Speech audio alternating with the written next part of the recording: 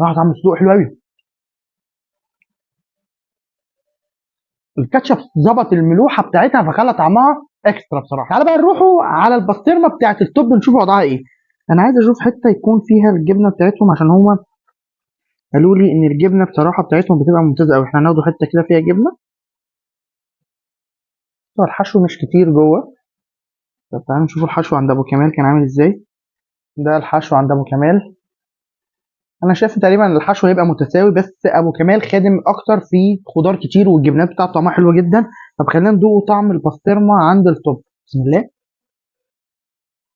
بصوا بصراحه المقارنه صعبه قوي. انا عشان احدد مين فيهم احسن فالمقارنه صعبه جدا. في التوب حلو قوي قوي. طعم الجبنات مظبوطه جدا جدا، بس السعر اعلى من ده شويه. يعني حتى سعر البسطرمه عند ابو كمال كانت 135 جنيه، برضك فيها فرق في السعر. انا بصراحه شايف ان